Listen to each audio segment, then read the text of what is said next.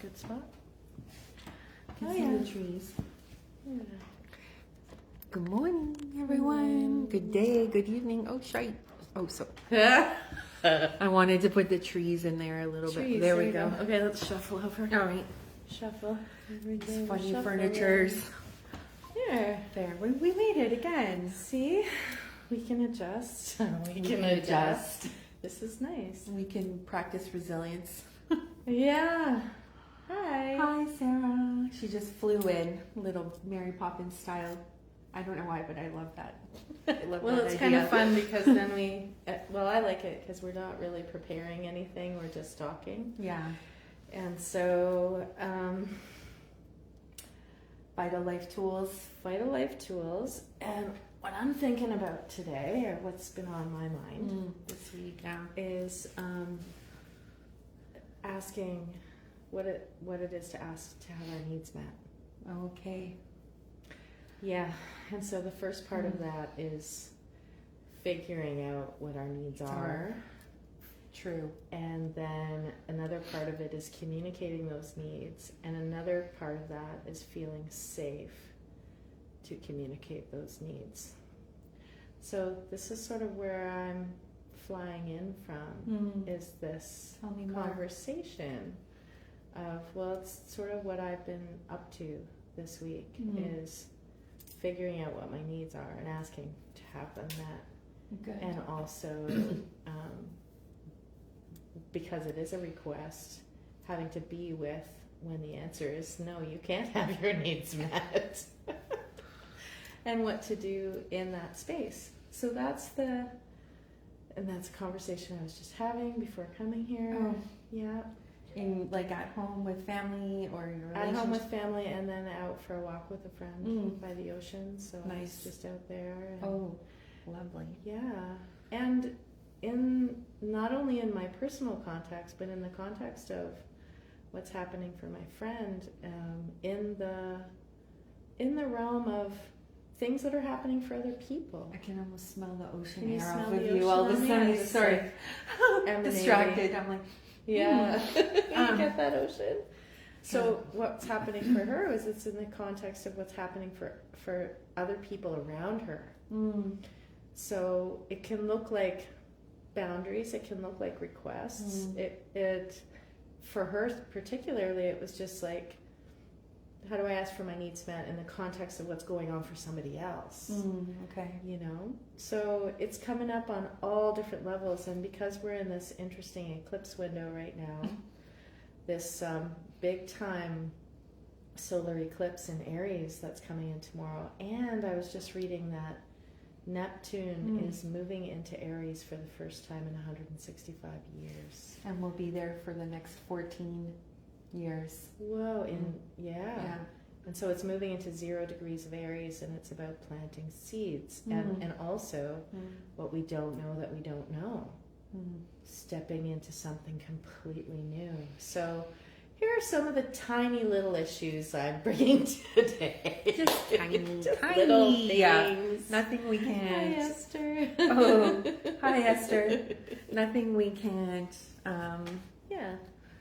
Nothing we can't meet, right? Yeah. Well, and that's just it. Is that life brings us what we have to meet, whether we have the capacity or not. Things are just still coming at us all the time, right? It's amped up, it feels like. Yeah. Absolutely. And, so the resilience of going through those waves. Yeah. It's about locating self in that. Yes. I feel like that's what I'm bringing. Oh, yeah. To begin. It's like, first of all, locating ourselves. Absolutely, right. Yeah. And that's, like you said, needs. Really identifying your core value, like what are your values, and what is negotiable, what is non-negotiable. I think those are, really vital pieces to have and to be aware of, because then you can you can find yourself, like you said, and act from that place. Because I feel like, that's really good clarity, because right now being faced with so much trauma patterns can come up a lot of our belief systems that cover the trauma that then form our identity and then our filtering of how we see the world and other people. I think identifying those needs and those core values, and what's negotiable and what isn't for us is a good vital platform to work from. I don't know. Because we can bring in all these regulation tools and all these like things to assist us, and kind of figuring out our starting point, like figuring out where we're standing. Yeah. To begin with can be a really big one. Yeah. Especially when we're being tossed in the waves a lot. It's like finding our feet in that and saying, where am I beginning? Yeah. Even what's my beginning place? Yeah. Yeah, that just gave me a nice visual of a raft, and it's a life raft. And I think what we need, for me this week, I think, what we need to include on the raft is acceptance and forgiveness, right? Because as much as we're going to bring in our core values and like boundaries and needs in order to find ourselves in the storm or form our platform in the big seas out there. Yeah.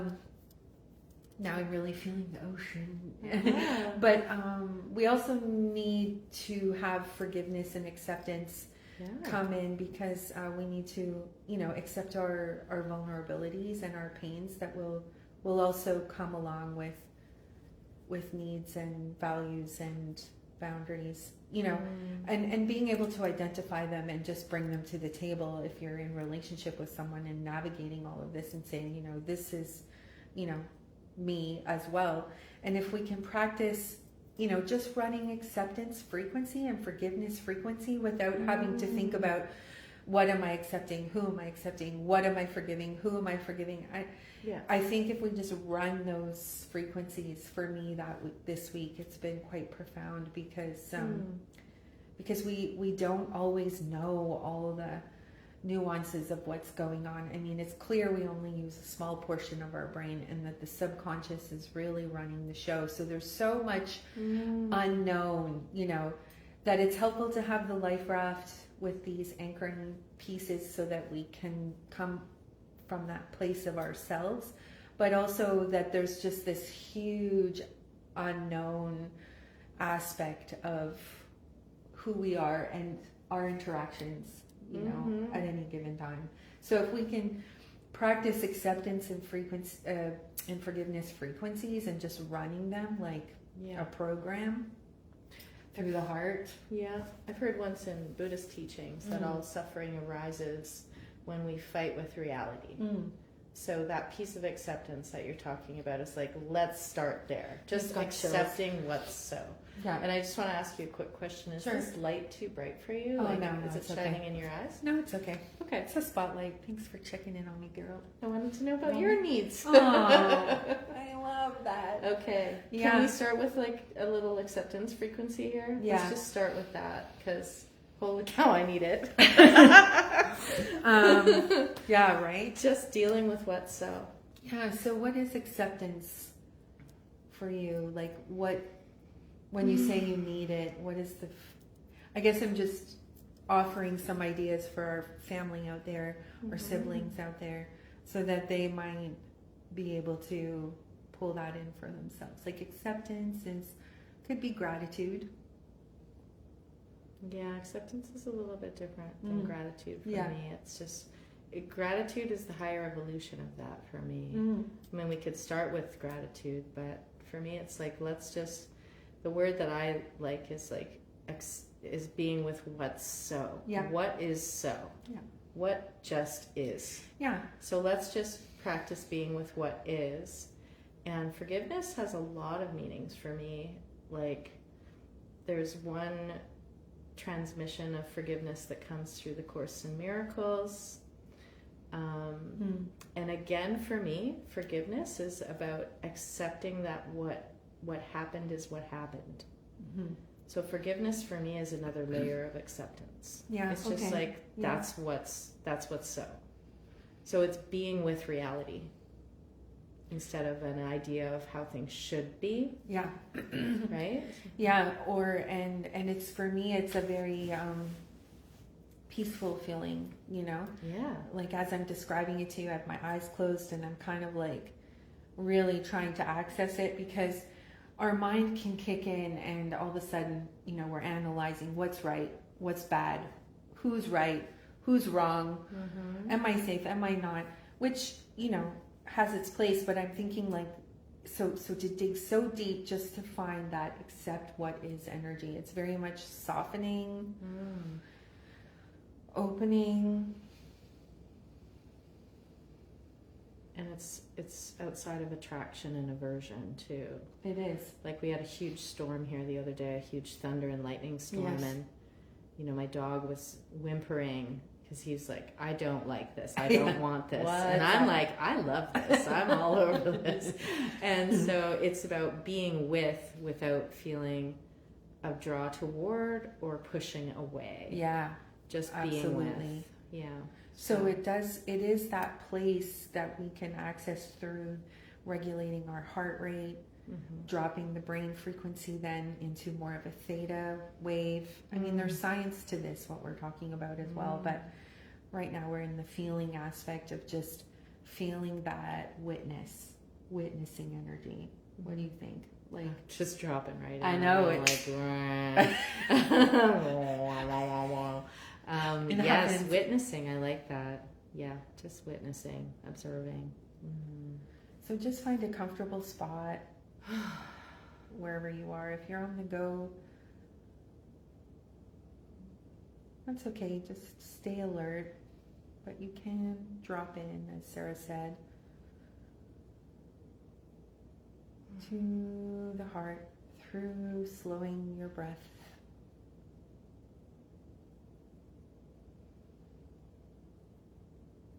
And your awareness will probably go right to the mind.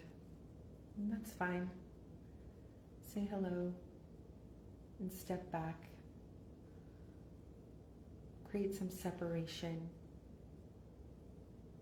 So it's like you're seeing your life on a screen, perhaps, or your thoughts, and you're just going to step back.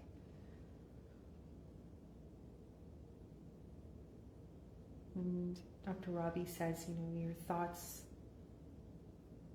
are not you. My thoughts are not me.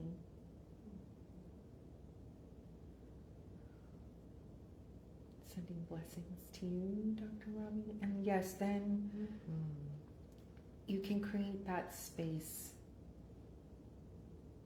within. That's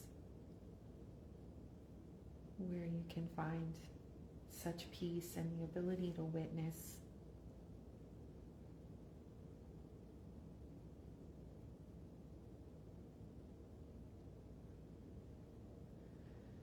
And then we're going to run the acceptance, forgiveness frequency, so that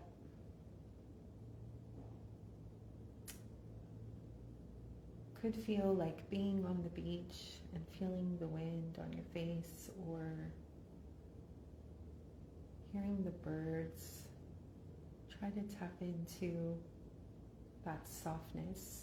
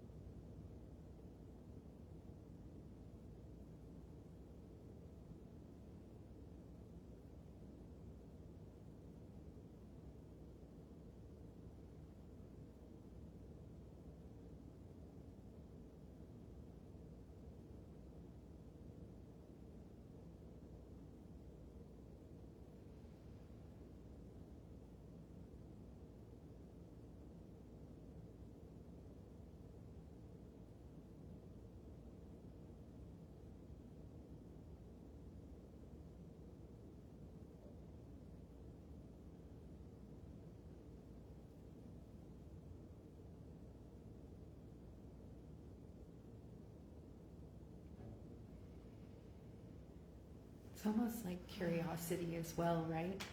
Like, what am I? What? Yeah. Like, accepting what is just means I'm curious and I'm standing from a curious place and observing, and as Sarah said, it's not good or bad or desirable or undesirable.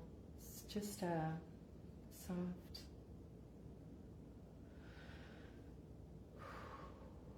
place of curiosity. You're gonna have to pull me out, Sarah. Sit here all day. Oh. But you know, this is it. This is the destination, actually. Yeah, and running that energy. Why leave? Yeah. Can we just live here on this squishy couch? Right? Yeah. But the more you practice that, the more available it.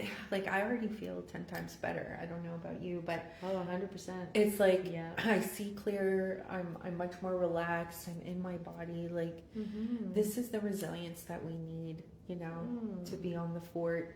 And so then, that can be a starting place. And then we define our needs, our values, our boundaries, and, you know, with ease. And going forward with that, you know. Getting just sort of talking about needs is interesting, because for me, being in that very peaceful place of the witness and the observer, just sort of seeing life, seeing the storms that are occurring, and I really actually just had the distinction land that it's not so much about needs as choosing. Like, it's like I'm choosing this or I'm choosing that.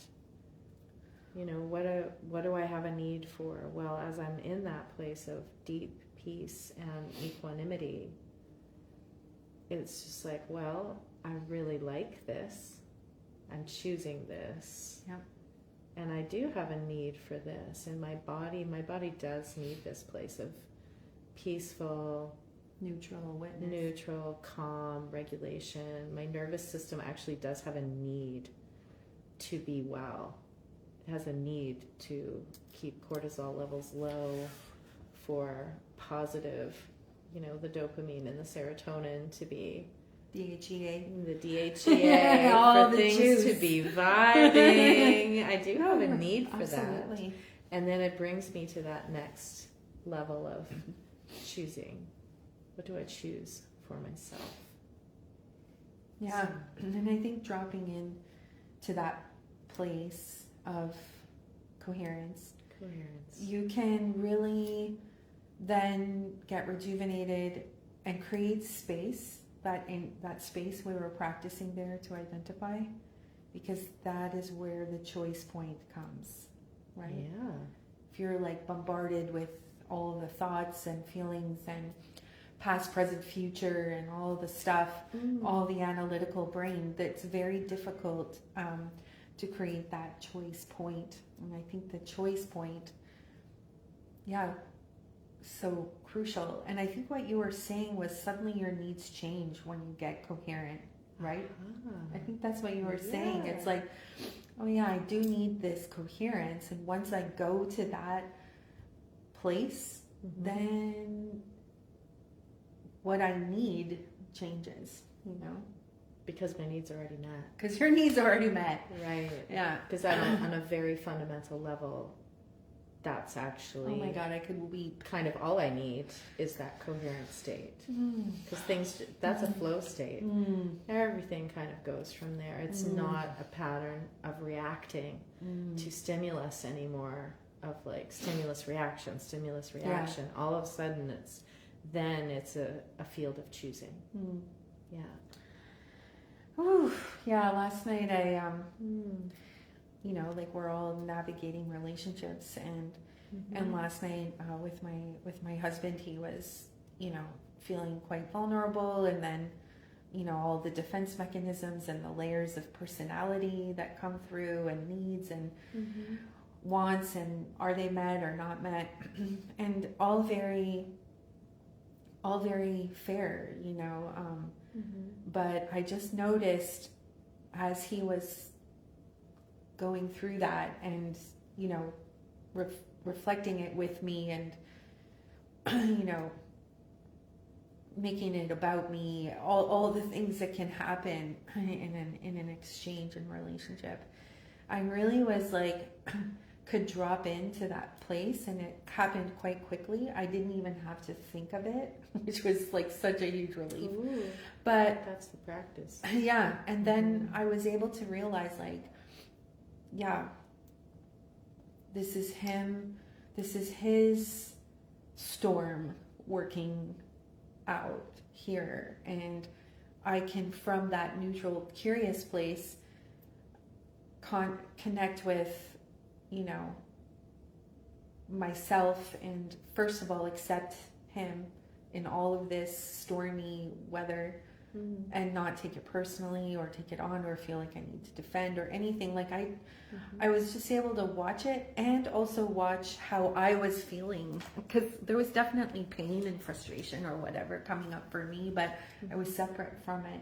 And you know, and then after it was over, it wasn't resolved, and I could have like spiraled on into the evening with that energy, but again, I was separate from it. And then this morning, you know, he and I talked, bless his heart, because he, you know, wants to come from his heart. So we talked, and it was fine, it was over. But in a way we could acknowledge, like, oh yeah, this is what was happening for you, this is what was happening for me, and then there's just more growth from that rather than more suffering. So I don't know, it just applies. It applies, right? This practice to our everyday existence, our everyday life, and it is a choice, like you're saying. So, but running that forgiveness, running that acceptance, it's like, I see, you know, it's okay.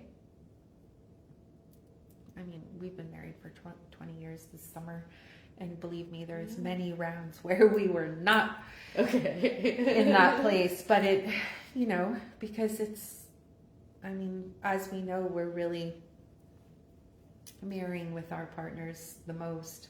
And there's so much male, female in that. But there's a lot going on with the male and female right now. Yeah. Within ourselves and out there in the world. Yeah. And I loved how you called that rounds. Yeah. Because it's like we're on this spiral, and we're going around and around. Yeah. We come back to what looks like the same place, but it's this higher octave. We just keep growing and progressing, whether it's in relationship with ourselves or with a partner. Yeah. Yeah, and I guess, you know, if we're practicing that heart space, we can choose, is this in alignment with my values and my, you know, heart and what feels good to me, or isn't it? You know, I think we're all seeking just these anchors on how to navigate what's happening right now, like you said, which is what we started this whole conversation with, right? Yeah, the energies are so intense. We're in Mercury retrograde, we're in Venus retrograde, so it's like we're clearing up some old messes, that's for sure, and around love and the heart and communicating about it. Yeah. So it's not a real wonder why these things are up right now. Yeah. It's not a real wonder. It's not a real wonder. We can be curious and wonder, but it's not a wonder. Well, and yeah, like it does, yeah. Just thinking back about my week too, and the conversations I've had, and you know, being in practice in my clinic, and the different people coming, and I found in my work that usually who comes and the conversations that we have are relevant to not only me, like this person, myself, and the collective. So yeah, I'm always looking at it in the meta view as well. Absolutely. Yeah. So what sort of conversations have you been having? Well, just a lot about, and this may seem like a tangent, but I like you said, the meta view. I mean, a lot of women, in particular,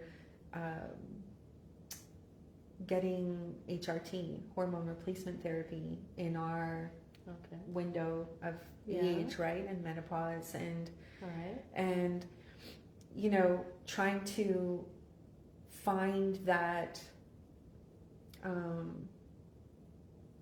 balance. I mean, when hormones and everything are, like we talked about, DHA and cortisol and all that, when everything's like spiraling, you know, we seek outwardly for that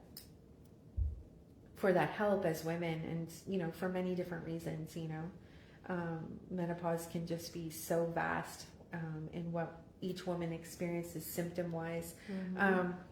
But yeah, it's kind of blowing my mind how many of us are seeking HRT, and of course that's synthetic hormone, mostly from horses, maybe from cows, and you know, which is fine, because you know, if you need to sleep or you're struggling again, and this is what you know to reach out for, then there's no, you know, judgment there. But it's making me realize, like, hormonal fluctuations, this hormonal storm that women can be in, and also men, teenagers, young kids. I mean, we're all, yeah, I guess I'm just riffing on how critical our hormonal balance is, and and how that can manifest this storm we're talking about. And so I guess there's a level of acceptance to realize we don't always know the chemistry of what's going on, even energetically or hormonally, in any given moment in an exchange. But that there is, you know, part of why this is coming up for me is because, you know, I'm a homeopath, and so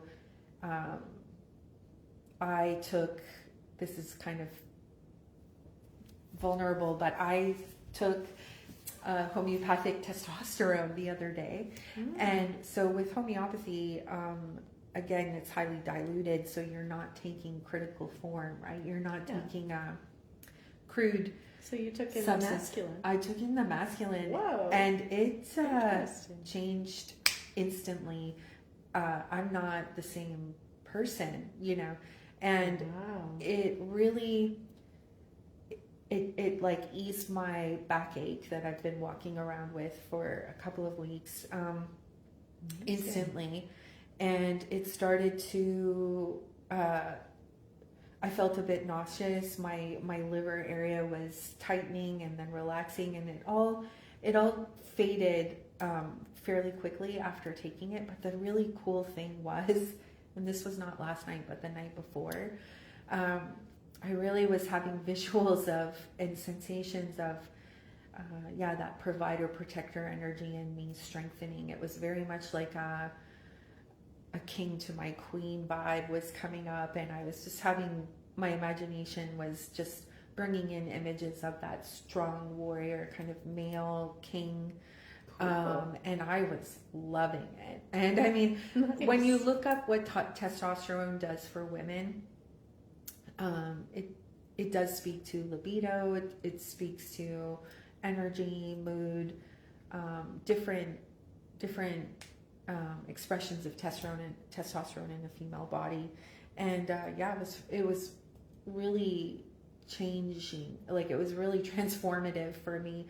And I guess what that did then was, when I was then last night watching my husband and us in this exchange, I really could protect and provide for myself very differently. I just felt much more capable to step back and witness and, you know, be curious about what was happening, and just much more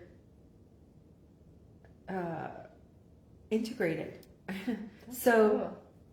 Well, we have testosterone as well, yeah, correct? absolutely. Yeah. Okay, now correct me if I'm wrong, because I saw a really funny meme about this, and it said that when women are on their moon, that testosterone is actually the predominant hormone. I don't know if that's correct or not. It was a meme, and it said that when women are, you know, acting out on their moon time or being, you know, charged, that they're actually acting more like men. Yeah. Well, see, this is the thing. Hormones have such an impact on us. Yes. And we can manipulate it, you know, and like HRT, you know, or even homeopathy, like by taking hormones homeopathically, you're stimulating your body's regulatory mechanism to balance it naturally. So you're not forcing an outcome, and you're not creating side effects then from forcing that outcome. So it's a little bit different than taking. It's like an invitation to the body to do its own work. Yeah,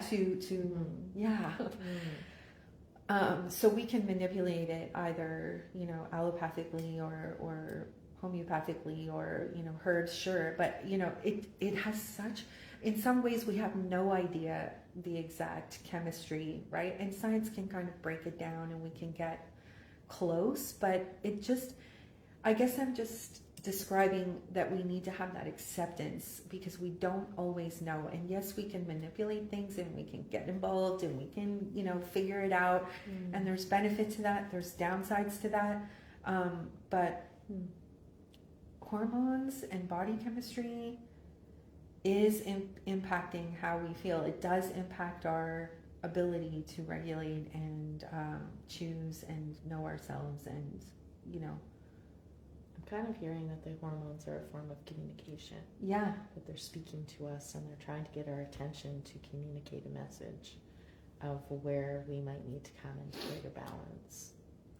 Because they're like our internal pharmacy that's creating different moods, different chemistry, so that we're changing how we're responding to things. Right, and there's an unknown element to that, right? So we might think, oh, I need you to do this for me and my sake. And that's real, but it also can be not real. And so for us to just find this acceptance and this peace of just being like, okay, I know that we live in this mystery of the physical, but then there's the immaterial. And it's, I don't know, I guess I'm just saying hormones are such a huge thing. There's many ways of working with your hormones, and also to accept that there is this great unknown. And hopefully that takes some of the charge and suffering out of, you know, whatever relational exchange you're in right now, and within yourself or with others, and that we can just find this flow state, this acceptance, like, you know, okay, it's stormy, but yeah. How do I find center in the middle of that storm? Yeah. Find our feet. And there's just so much need for that. I don't know, like every other woman I'm talking to is on HRT for one reason or the other, right? It's a huge industry is what I'm recognizing too. Okay. But I love what you said about hormones being a communicator, because that they're feeding us information about balancing ourselves. Yeah. Feeding us information. Yeah.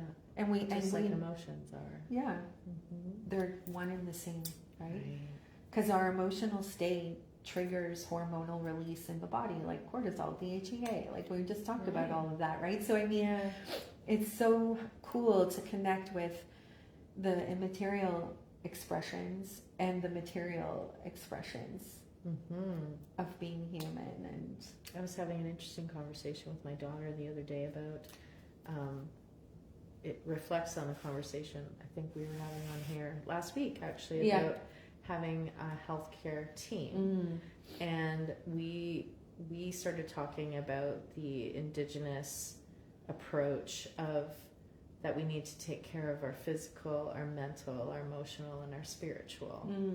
And we started talking a little bit about how, you know, there's your physical body and you take care of that. And then we were talking about the emotions, and, you know, we were talking about where the field of psychology lands in this and how we call it mental health, but what we're referring to as mental health might actually be emotional health. Because when we're talking about the mental, and like, you know, if you ask yourself the things you're doing for your mental health, for your mind, right, how are you feeding your mind? Interesting. You know? Yeah. And she said, well, what we think about causes our emotions. I'm like, exactly. So when we start dealing with these things in terms of these kind of airtight little categories. They're constantly bleeding into each other, and that your emotions affect your physiology. So we can talk about these things as these 4 different aspects, but that doesn't mean they're separate and existing in a vacuum separately from each other. No. That was what our conversation was about. Well, thank you for bringing some, that's exactly what I'm talking about. They're aspects of our being, but they all touch each other and influence each other. Yeah. And there's this mystery in us that's regulating all of that, right? I mean, clearly when a human body is dead versus alive, there's a difference, and that is an immaterial, energetic essence. Yes. Yeah, but it is, and that's where homeopathy is genius, because it communes with that immaterial regulating mechanism, and as you said, stimulates it to perform optimally in its own individual innate knowing. And that's what I'm saying, that to some degree that can never be defined, because it's not like, in the big search for curing cancer, I mean, that's a whole business in itself. But it's not necessarily within the cell. Like, what it is the immaterial communication between the cells that's really, Right. Yeah. So so that's, and it's that immaterial essence, that energy that brings the sperm and egg together and then starts creating, the baby being built cell by cell in the body. It's that immaterial essence that has the intelligence to make that happen. And that is something that we can work with, but we need to accept that we don't really know. So there's some acceptance energy in there that is so profound. Wow. Yeah, right? It just can bring us into that peaceful place that we were practicing finding when we were meditating. Right. Being with, just back to what we don't know that we don't know, and we get glimpses of, but truly there's something so much bigger at work here. And we have some influence on the field, and we're on this big ocean that has a pulse of its own. Beautiful. Yeah. Yeah. Well, thank you, Neptune. Really, I've really energies. felt like weeping a few times in our conversation, just out of pure joy, of just being heard and seen by you, and our energetic exchange, and then just what's coming through here for all of us. And it's just this beautiful relaxation in my soul that we don't have to control it, we don't have to direct it, in fact we can't. Yeah. So in surrender there's a real peace. And if you do need to intervene, because there's patterns that are obstacles for you, then really being aware of what you're choosing to use, I think, is interesting. And that there's so much available to us. So if you're out there feeling like, stuck, or like this is a challenge, just know that everything you need is around you. And anyhow. And within. Thank you, sister. Thank you. Another beautiful Friday. I know, right? All of a sudden now the whole week, the whole day has changed. So thank you for coming. Yeah. Thank you so much. Love you. And your daughter is so cool. It's fun being able to have these conversations. Yeah, it's nice. It's so good to have these conversations with the young people and see what they're thinking about. Right. And how aware. Yeah, and how they're processing what is now, for them. And finding peace with it all. Thank you, loves. See you next week. Reach out if you need. See you next time. Bye for now. Bye-bye.